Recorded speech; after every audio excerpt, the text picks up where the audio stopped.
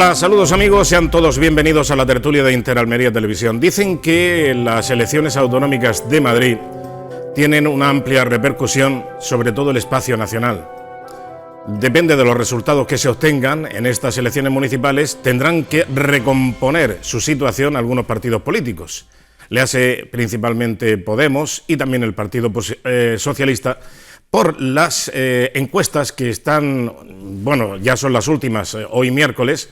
No sé si en Andorra también van a sacar el mercado de la fruta, ya saben ustedes lo típico de la encuesta andorrana, pero lo cierto es que tendrán que recomponer la figura, algunos partidos políticos. Pero ¿qué figura estamos dando al exterior? ¿Qué figura tendrán de nosotros, qué imagen tendrán de nosotros en Europa cuando están viendo lo de las cartas, las balas, las navajas? Ahora resulta que también a Ayuso se le interceptó un sobre con 2 cartuchos y lo que parecía impensable. Hasta Zapatero, José Luis Rodríguez Zapatero, también ha recibido otro mensaje y otra amenaza. ¿Qué pensarán de nosotros en Europa? ¿Qué pensarán de cómo se actúa en España? ¿Que quién ha podido lanzar esta situación? ¿Cómo se ha podido infectar de esta manera un proceso electoral que tendría que ser bastante simple, sencillo? ¿Y desde cuándo?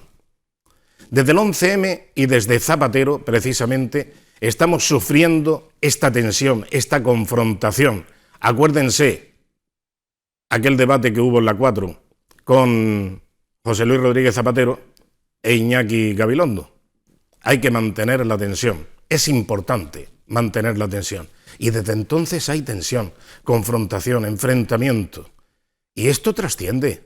¿Cómo nos van a dar 140.000 millones de euros a un país que ahora mismo, y a unos medios de comunicación, que por cierto, si ya que los políticos no son capaces de contenerse, sobre todo por el efecto llamada que se produce, porque hay mucho imbécil en el país, evidentemente, lo mismo que también los hay en cualquier sitio.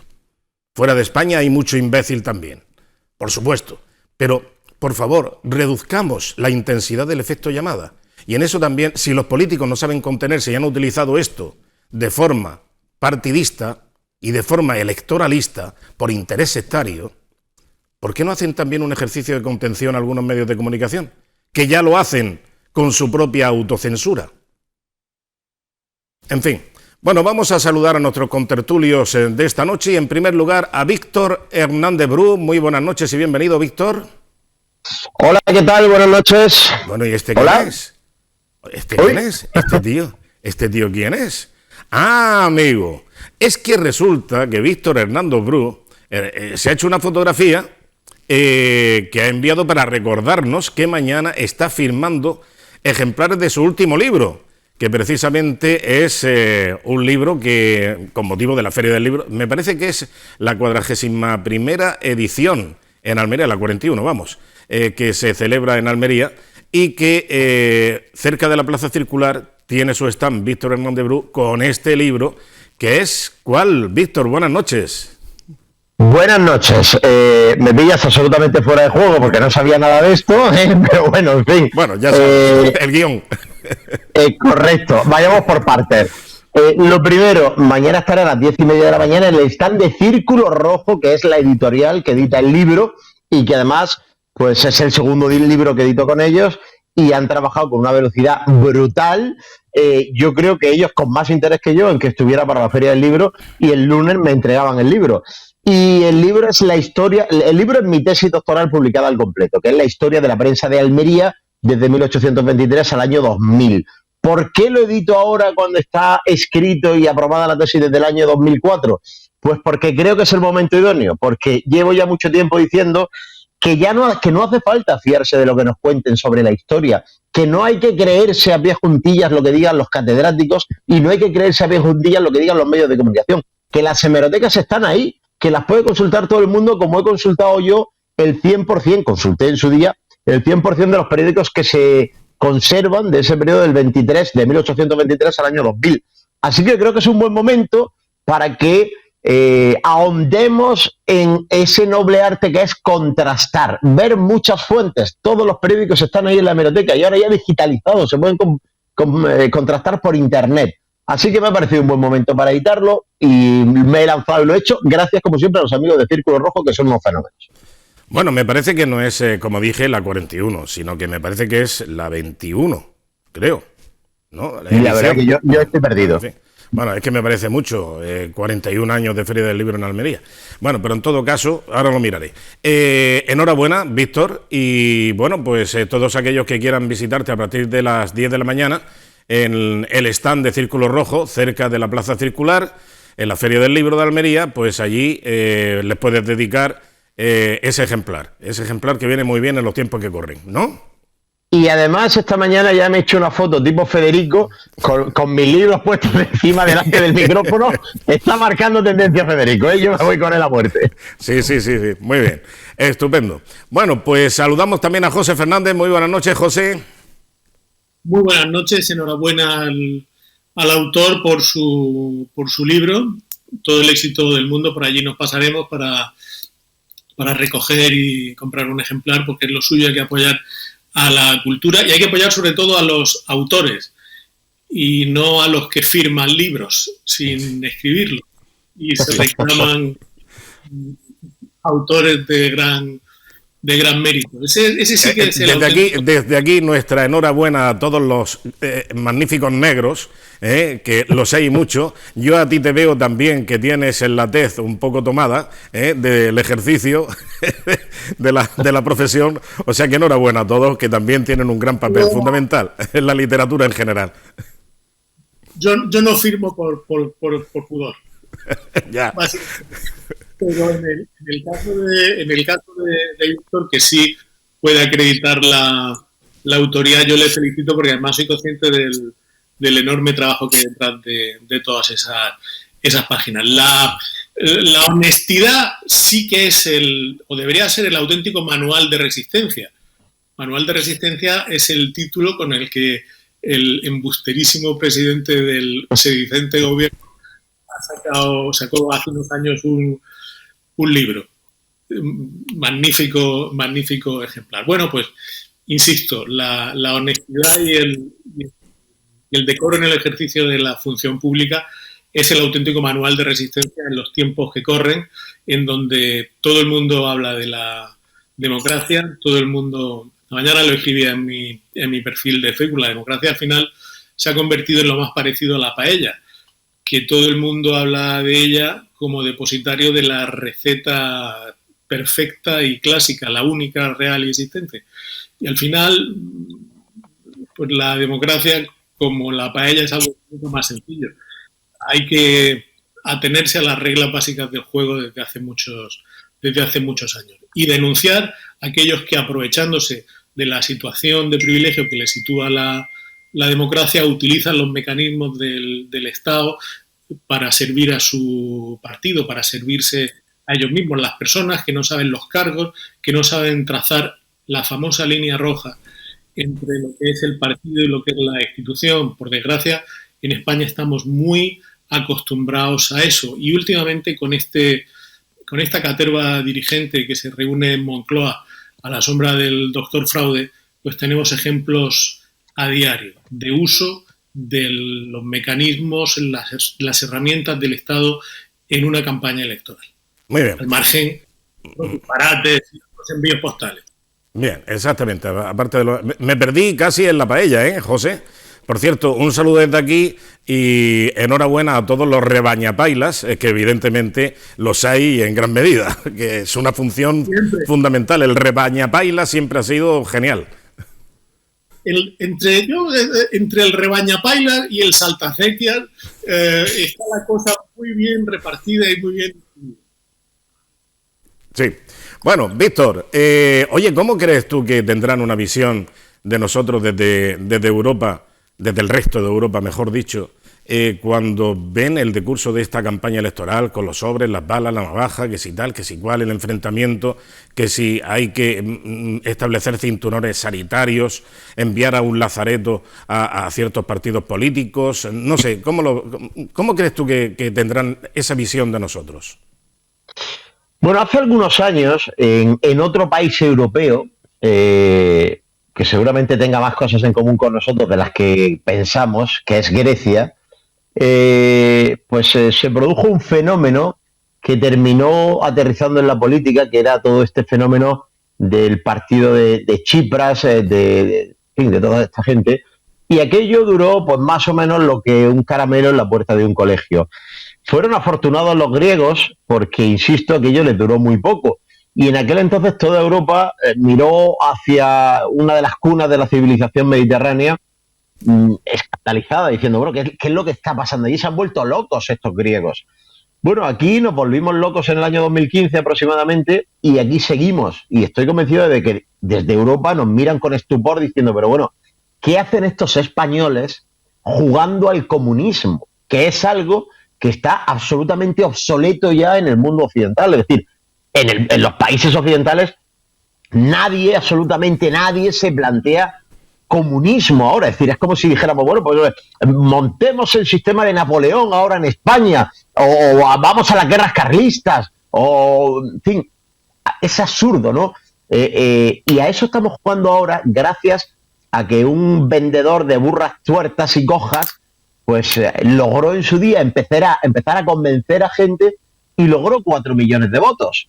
Y no hemos salido de ahí. Yo quiero confiar en que estas elecciones en Madrid van a ser el principio del fin para el coletavirus y para la gente que le ha apoyado en sus proyectos, que por cierto, obviamente cada vez son menos.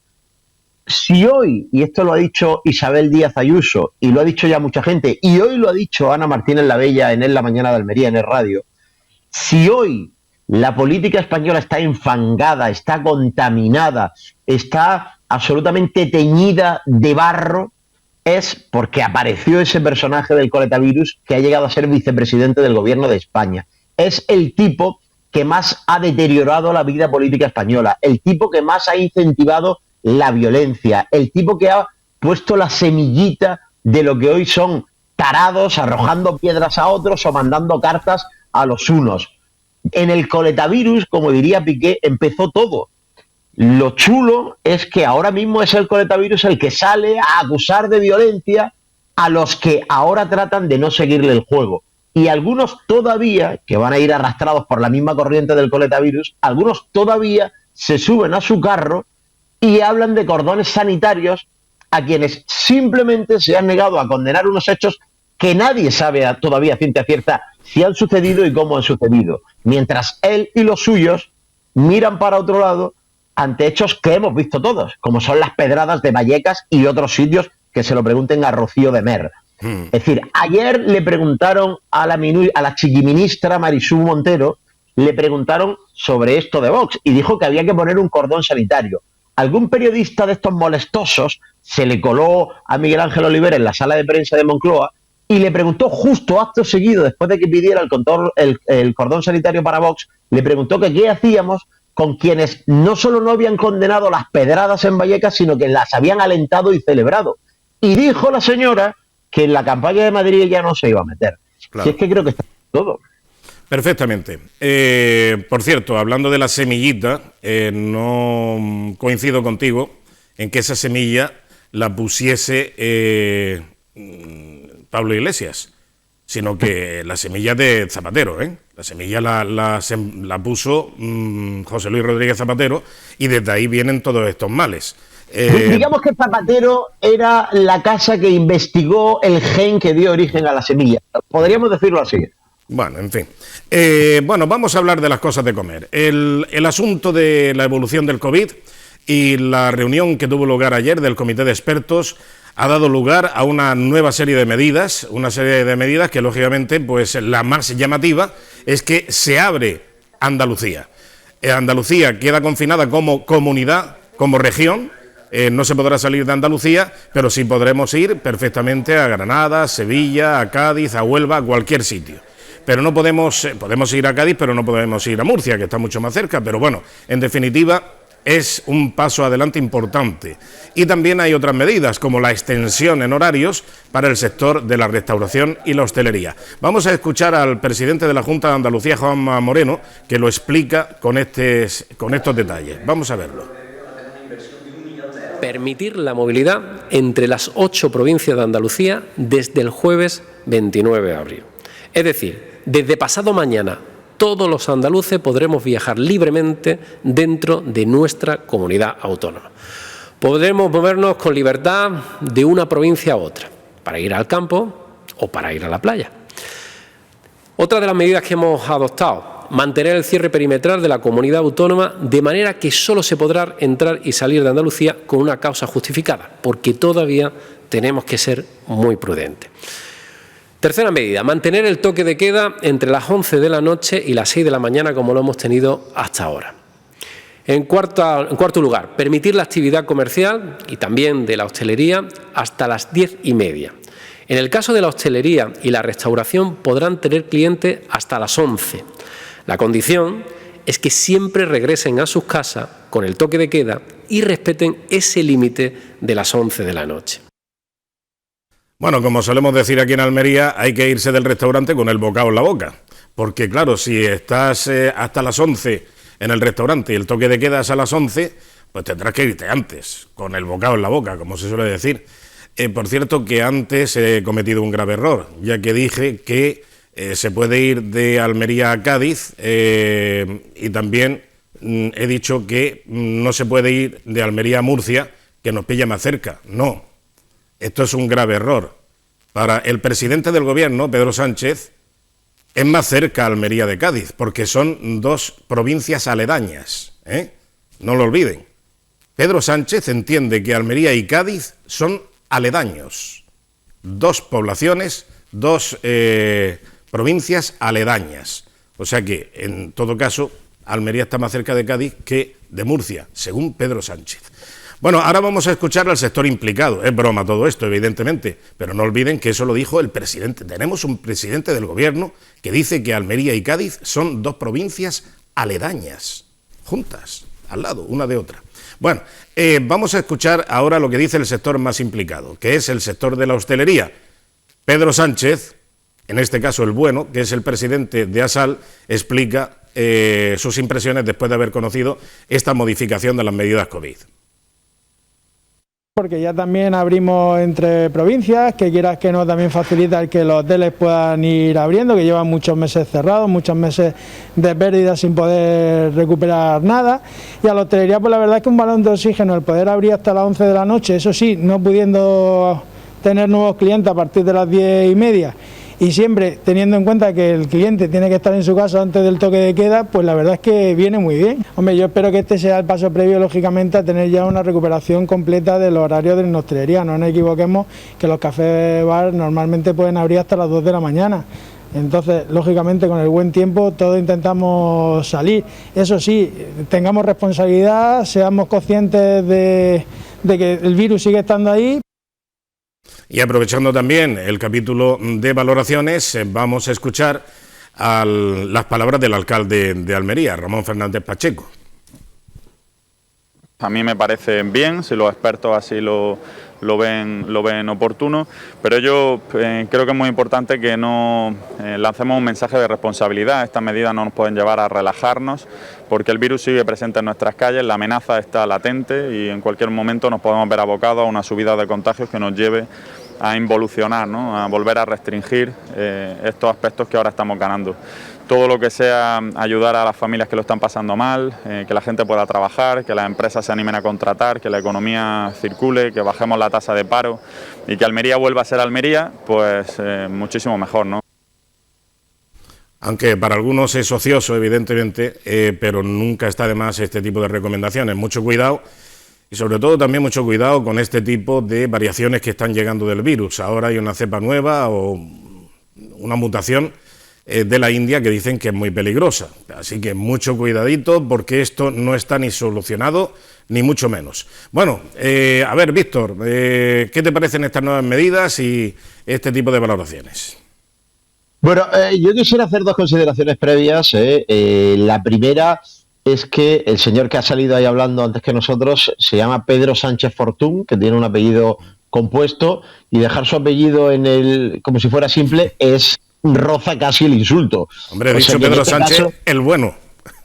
Ya, pero en fin, estas cosas las carga el diablo. Es decir, uno se puede tener un apellido compuesto y le quitan la segunda parte y no pasa nada, pero el pobre Pedro, que existe mucho antes del momento político que estamos viviendo ahora, pues le ha caído una condena a él y a su padre, que tienen unos magníficos restaurantes, la bodega Las Botas, el Baviera, de clásicos de toda la vida, pues le ha caído una condena que no tienen por qué aguantar, ¿no? Pedro Sánchez Fortún. Sí. Dicho esto, yo me quedo con un último dato que has dado tú, y es el tema este de la cepa india, que, bueno, efectivamente es la última, una cepa que debe ser terrorífica a tenor de lo dicho antes de ayer por el director del Centro de Alertas Sanitarias, Fernando Simón, que dijo que de momento no hay razones para preocuparse por la cepa india. Rápidamente, Isabel Díaz Ayuso le contestó que Dios nos pille confesados, y desde luego es que es lo más gráfico que se podía decir. En todo caso, ayer, no sé hoy o mañana, pero ayer entraron en aeropuertos españoles 12 vuelos procedentes directa o indirectamente de la India. Luego dicen los señores del gobierno de España que no son un coladero los aeropuertos. Fíjate los días que se lleva hablando de la cepa india. Pues ayer, 12 vuelos, échale a una media de 200 personas por vuelo, la cantidad de gente procedente de la India que hoy está en España, pues haciendo lo que puede. Al final, yo creo que debe quedar muy claro las responsabilidades políticas y a lo mejor algo más que tienen unos y que tienen otros.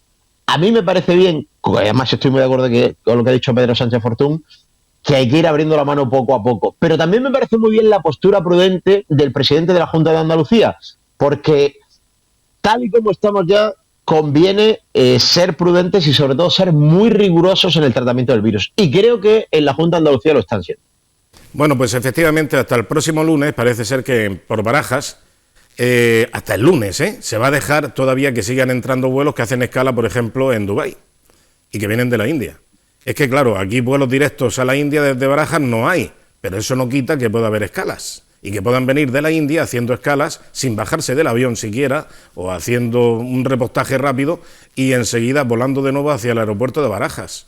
Y hacen escala en Dubái, por ejemplo, que es el sitio más, digamos, frecuentado por estos vuelos que llegan a España. Y luego llegan a Barajas y vienen de la India. No hay vuelos directos a la India, pero es que vienen parando unos minutos en un país intermedio que sirve de escala.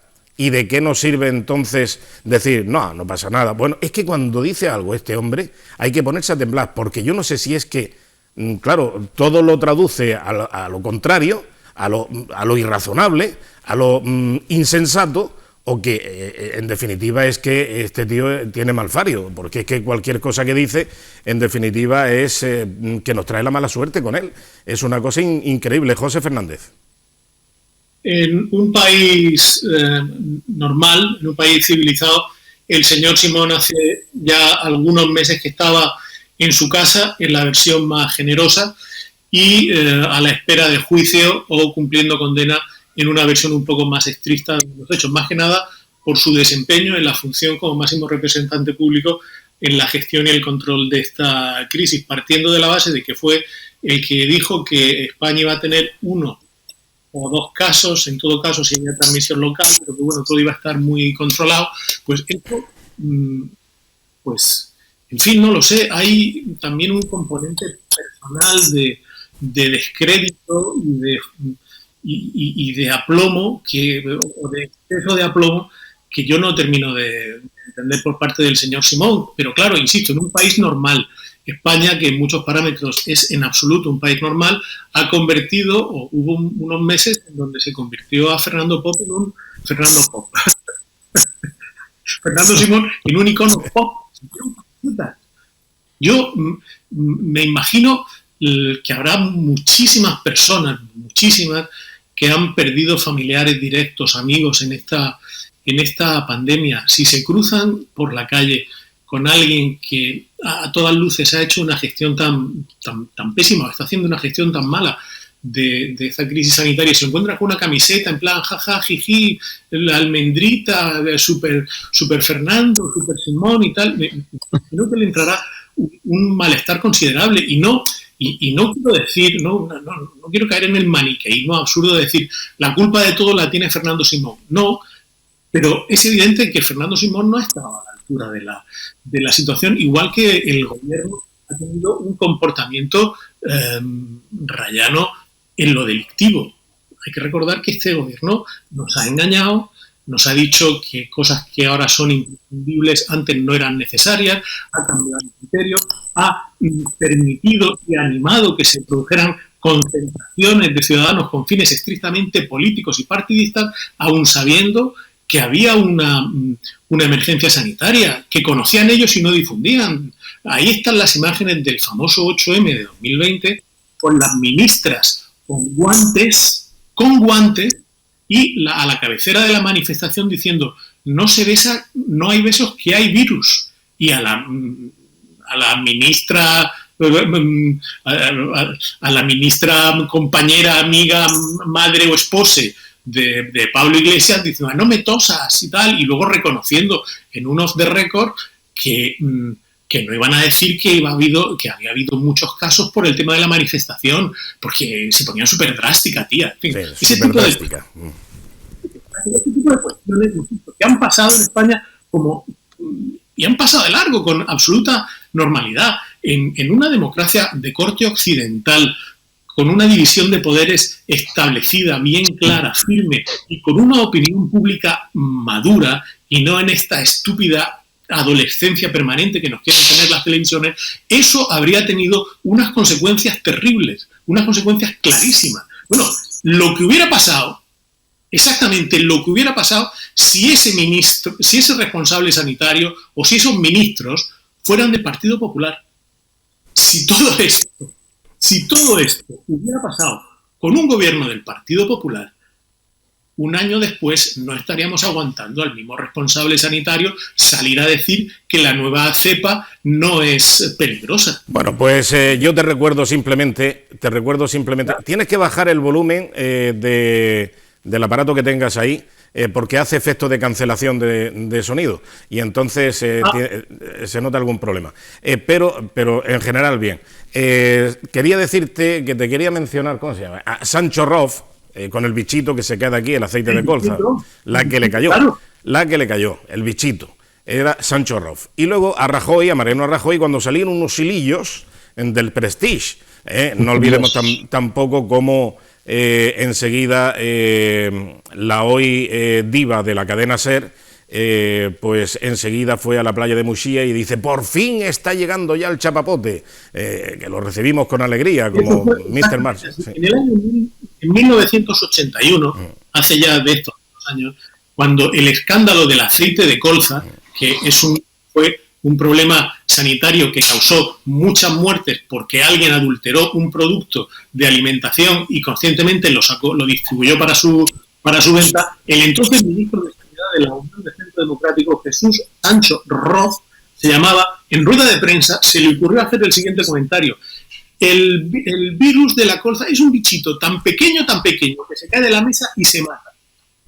Ese fue su final político, porque no se podía frivolizar con y me parece muy bien que no se frivolice con el dolor y la muerte de las víctimas, pero insisto, si lo de España va a tener 1 o 2 casos, o las mascarillas no son necesarias porque son contraproducentes, o tenemos material de protección de sobra, lo hubiera dicho un ministro del PP, basta recordar lo que sucedió cuando hubo que sacrificar al perro Excalibur porque su dueño podía haber estado, porque tenía relación con el virus del ébola. Es decir, una crisis sanitaria que se saldó con un solo muerto, que fue un cura que venía de África y murió. Como murió el cura, no importaba nada. Con un muerto, y todo, las mareas blancas, todo el mundo pudo ver al entonces presidente del gobierno, Mariano Rajoy, saliendo de un hospital que fue a visitar, porque hay ministros y hay responsables políticos que sí pisan los hospitales, sí pisan las residencias, sí miran cara a cara a los protagonistas que están en primera fila luchando contra la enfermedad. Tuvo que salir de un hospital corriendo. Lo tuvieron que sacar porque le tiraban físicamente, se quitaban los guantes y se lo tiraban. En fin, pasillo. Bueno, si es que, claro, podemos... muerto. Si la pandemia, hombre, al final va a ser una suerte que haya pasado con un gobierno del PSOE, porque si iba a pasar con un gobierno del PP hubiéramos tenido disturbios callejeros, pero serios disturbios callejeros. Sin duda. Bueno, tenemos que cambiar de tema porque tenemos segunda parte de la tertulia y lógicamente hay que agilizar. Así que vamos ahora a recordar una visita que tuvimos aquí, una visita notable por parte de una parlamentaria del Parlamento Europeo, concretamente de la formación política morada de Podemos. Vino a Almería Sira Rego. Sira Rego vino a explicarnos lo mal que estaban en unos asentamientos ilegales de los muchos que hay en Níjar. Vamos a escuchar, por cierto, eligió no ponerse delante de las casas fabricadas de aquella manera, con plásticos, con cartones, con maderas, con palés, con uralitas o lo que fuese, o chapas metálicas, como está ese asentamiento ilegal de Níjar. No, eligió el Paseo Marítimo de Almería, que es más glamuroso. Vamos a escuchar lo que decía Sira Rego, parlamentaria europea de Podemos. Es que la situación no se ha modificado y en ese sentido nosotros venimos a ponernos a disposición y sobre todo a hacer uso de los instrumentos parlamentarios que tenemos en todos los niveles institucionales. En ese sentido, desde el Parlamento Europeo, decir que ya está tramitada, ya está admitida, ya está puesta en marcha una petición de los colectivos que por supuesto acompañaremos y trabajaremos con ella, una petición que pide que haya una investigación para ver si se están vulnerando los derechos humanos y la Carta de Derechos Fundamentales de la Unión Europea. Por supuesto, la denuncia que hacía ante la Comisión Europea a la Junta de Andalucía, Izquierda Unida de Andalucía, en la que de la misma manera se señala que podrían estar vulnerándose los derechos fundamentales. Viene aquí para decir o para averiguar si se están vulnerando los derechos fundamentales. Hombre, hay un derecho fundamental que se ha vulnerado, que es el de la legalidad. Si hay un asentamiento ilegal, hay una vulneración inicial, y es que se ha permitido que algo ilegal se asiente y prospere y se propague y que genere efectos negativos colaterales y subsiguientes que no sabemos hasta dónde van a llegar, porque hasta ahora no ha habido control. El Ayuntamiento de Níjar, al igual que otros municipios, han permitido que florezcan, que se multipliquen, que proliferen, que se extiendan este tipo de asentamientos ilegales, porque eso es un asentamiento ilegal. Y lo mismo que si a un vecino que quiere poner, pues yo qué sé, una reja nueva en la comunidad de vecinos, se le echa encima o lo denuncian y el ayuntamiento le obliga a quitar esa persiana o esa reja o lo que sea, pues aquí se permiten asentamientos de miles de personas que además no tienen control, que son alegales o ilegales directamente, y el asentamiento no digamos que es ilegal. ¿Cómo que derechos fundamentales? Vamos a ver si el derecho fundamental es la preservación y la observancia de la legalidad en todos los puntos cardinales. Aquí no tiene que haber ningún tipo de ambages a la hora de afrontar la legalidad. En fin. Bueno, Víctor, veamos las imágenes, por cierto, mientras que nos habla Víctor Hernández Bru de este asunto, que además lo conoce bien, porque es de su mismo pueblo, que es donde él fija su residencia actualmente, y conoce perfectamente ese asunto y nos además facilitó este vídeo que vamos a ver a continuación. ¿Qué te parecen estas declaraciones y sobre todo la posible solución que se le puede dar al asunto? Bueno, efectivamente, como has dicho, este es un tema que a mí me preocupa mucho porque no porque yo lo tenga cerca de casa, sino porque el hecho de tenerlo cerca de casa me hace conocerlo muy bien. Tengo que deciros que estas imágenes que sé que pusisteis la semana pasada ya en la tele son imágenes grabadas por el grupo municipal de Vox en el Ayuntamiento de Níjar y que gentilmente nos cedieron para utilizarlas en un reportaje que hicimos sobre esto y sobre el vertido de aguas fecales a la Rambla Artal, en Campohermoso y San Isidro, por parte del Ayuntamiento de Níjar. Pues un reportaje que publicamos en radioalmería.com. La visita de autoridades socialcomunistas a la provincia de Almería para tratar este tema es sencillamente una vergüenza. A esta señora que acabamos de escuchar, fíjate que es una señora que pertenece, de alguna manera a la coalición Unidas Podemos, ¿no? Que dio una rueda de prensa en la sede de Izquierda Unida en el Paseo Marítimo de Almería.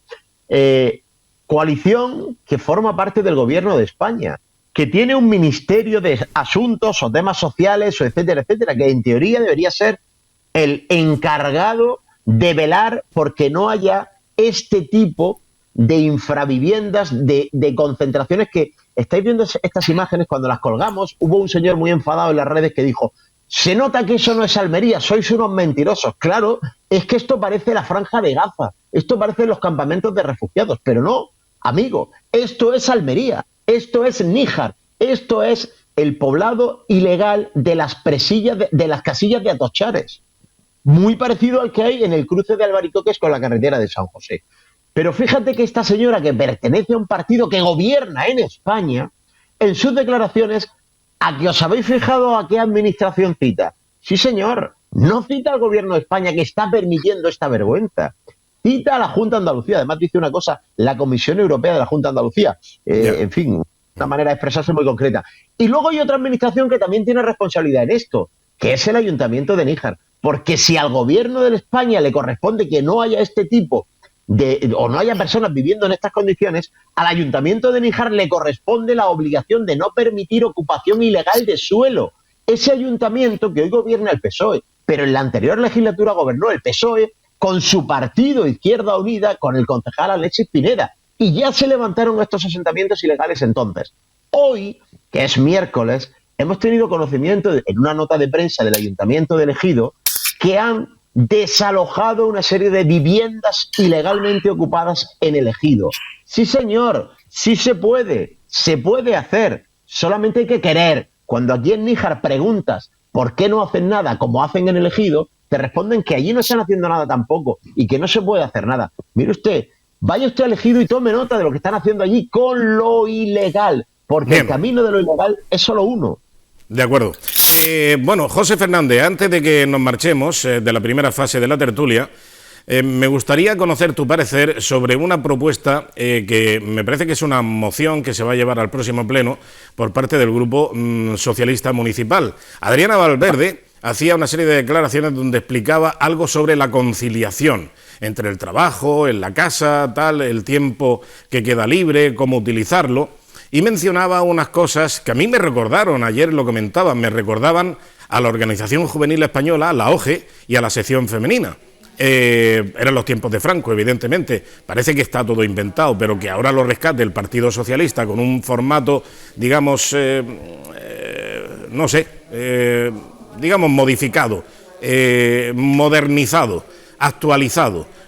Digan lo que quieran, pero vamos, en definitiva la raíz ideológica viene de ahí, de la OGE y la sección femenina, o porque claro, esto no me parece que vaya a ser idéntico al sistema que utilizan en Silicon Valley, que allí se trabaja con una magnífica integración en cuanto a conciliación. Allí tienes momentos para jugar, para entretenerte, para relajarte, tienes vehículos disponibles, tienes chucherías en el momento, las chuches, que puedes consumir en cualquier momento entre trabajo y trabajo, hasta que te llega la musa, etcétera, etcétera. Bueno, pues vamos a escuchar unas declaraciones que hacía, una pregunta que le hacía una redactora de Essen Radio, cómo respondía Adriana Valverde sobre la funcionalidad que tendría esta iniciativa de conciliación que proponen al Ayuntamiento de Almería. Por eso, desde el Partido Socialista proponemos al equipo de gobierno del Partido Popular que se ponga en marcha desde el Ayuntamiento medidas para fomentar la conciliación familiar, laboral y personal y la corresponsabilidad. Que se financie el gasto en canguros para cuidar de los menores, que se subvencione a aquellas empresas locales que adopten medidas para favorecer la conciliación de sus trabajadores y que se ponga en marcha actividades de conciliación relacionadas con el ocio, deporte y el medio ambiente, por ejemplo, como son los campamentos urbanos. Esta es la exposición que hacía Adriana Valverde. A la pregunta de Essen Radio, pues respondía ya con más detalle, pero con bastante duda. Vamos a escucharlo. Bueno, que no, ahora mismo no disponemos. Bien, no disponemos ahora de ese audio, pero vamos, hablaba de unos campamentos, en definitiva, que se paguen, o sea que ahora no tenemos bastante con lo que tenemos, y ahora vamos a pagar los canguros para que se encarguen de llevar a los niños al parque mientras ese matrimonio no está trabajando, porque está en el paro, coño, porque es que resulta que ha perdido su puesto de trabajo, porque no es el momento, porque ahora mismo no hay que pensar en estas cosas, no estamos en... Bueno, es que también me parece que hasta en Escandinavia no están pensando en estas cosas, porque ahora también a ellos les ha llegado el momento de la crisis. Bueno, ya me indican desde realización que sí tenemos ese audio. Vamos a escucharlo textualmente. Atención. Lo que estamos pidiendo al equipo de gobierno es que cree un equipo multidisciplinar donde estén no solo los grupos políticos, sino todas aquellas entidades, tanto públicas como privadas, que tengan que ver con temas de igualdad y de conciliación. Podemos pensar en por ejemplo, los sindicatos, ¿no? Uno de ellos, el Instituto de la Mujer, ¿no? Que haya personas que conocen de la materia y que se pueda elaborar ese plan. Que tengan, por ejemplo, que hagan actividades como campamentos urbanos, ¿no? Que ahí tenga una hora donde los niños, los padres puedan un poco descansar, ¿no? Y puedan disfrutar de ese tiempo. Ante ello, Es que es muy difícil esto, ¿eh? Es que es muy difícil. Porque es que, claro, los niños de ese matrimonio es posible que no tengan ahora trabajo, que estén con un ERTE, o que definitivamente uno de ellos ha ido a un ERE, o que han tenido que cerrar porque ese autónomo ha tenido que echar la persiana y no puede abrir. Y ahora estamos pensando en que a los niños les vamos a pagar canguros para que los distraigan y los lleven al parque, o se los lleven de excursión o a un parque urbano, que no sé exactamente lo que es. Bueno, en fin. José Fernández, ¿qué te parece todo esto? Brevemente, por favor. A mí me ha parecido enternecedor, me ha parecido extraordinario. Yo creo que a la señora Valverde solo le ha faltado proponer la creación de rondallas de pulso y púa, bailes regionales y sindicato de la aguja. Y alguna demostración sindical el día 1 de mayo en el estadio de los Juegos Mediterráneos. En 2021, el Grupo Municipal Socialista de Almería ha descubierto Educación y Descanso. Bienvenido, enhorabuena a los premiados. En fin, es tremendo. Hablabas antes de bueno, que hay que buscar el momento de conciliar, el momento de distracción, el momento de las chuches, en fin.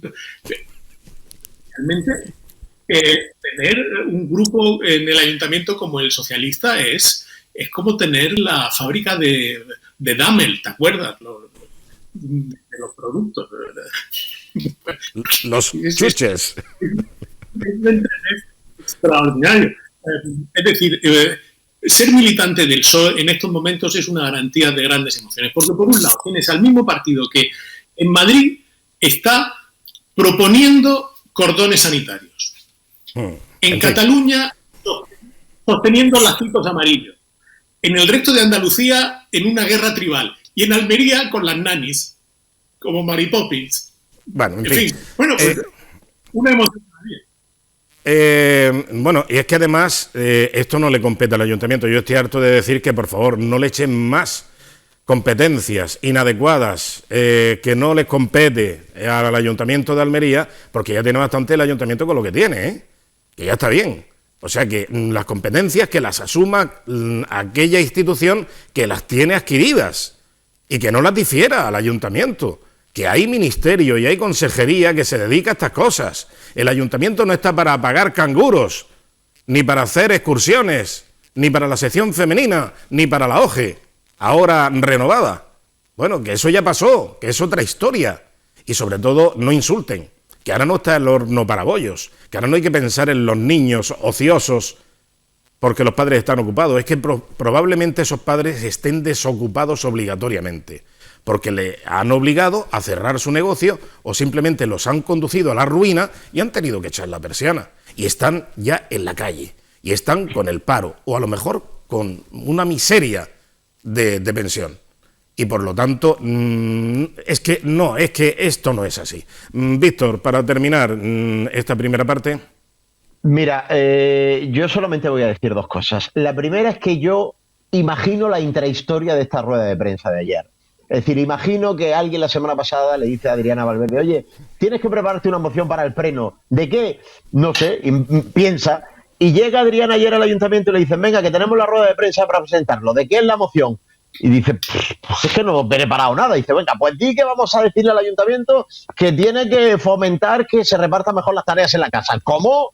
Que sí, que es sobre eso.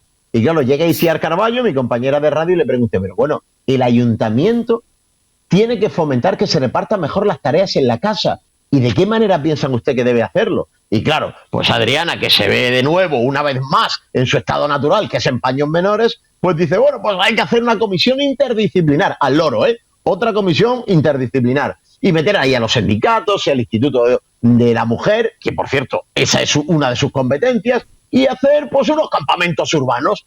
Mire usted, que ni le corresponde cómo se reparten las tareas en cada casa, ni le corresponde al ayuntamiento, ni a la Junta, ni al gobierno, ni a la madre que trajo a cada uno de ellos. Eso le corresponde a cada familia, que ya estamos hartos de que nos digan a dónde tienen que ir nuestros hijos a estudiar, cómo tenemos que comportarnos, cómo dividimos las tareas en casa. Mire usted, que nos dejen en paz, que somos mayorcitos, ya está bien. Y señora, usted gana el sueldo de una puñetera vez aportando cosas que mejoren mi ciudad y no perdiendo el tiempo y haciendo perder el tiempo a todos los demás. Muy bien, pues chicos, muchas gracias y hasta la semana que viene, si Dios quiere. Así que, y enhorabuena mañana, que tengas suerte con la presentación de tu libro, Víctor. Recuerden, a partir de las 10 de la mañana, cerca de la Plaza Circular, en la caseta de la Feria del Libro de Almería, en el Paseo de Almería. Así que enhorabuena y mucha suerte. Un saludo, Víctor. Adiós, señores. Y José Fernández, igualmente te digo, hasta la próxima semana. Y bueno, ya sabes, ¿cómo era aquello de...? Es que no me acuerdo ahora mismo cómo era aquella historia, era de la... bueno, en fin, no me acuerdo. Y además no pienso hacer más memoria. Era muy bueno. Era una historia muy buena, que era de aquellos programas que se hacían cesta y puntos, pero es que no me acuerdo que había otro que era magnífico, porque es que intervenían precisamente de los campamentos de la OGE. Pero es que no recuerdo aquel programa. Cesta y puntos con el inolvidable Daniel Bindel. Hombre, y Daniel Torneo. Bindel. No, pero no era ese. Que eran los escolapios. Sí. Pues mira, hace poco vi en YouTube, eran de los finales de los 60, el nivel de los niños, que ahora ya serán señores jubilados. Bueno. Matemáticas, geografía, latín, química, bueno, extraordinario. Un nivel que para cuántos catedráticos quisieran oír. Exactamente. Y eran niños, pues eso, de 14 y 15 años. Bueno, pues muchas gracias. San José de Calasán y el de los Escolapios. Rebote. Gracias, José. Hasta la semana que viene. No, este era más antiguo. Bueno, en fin, vamos a hacer un breve paréntesis para la publicidad y enseguida acometemos la segunda fase de la tertulia. Hasta ahora.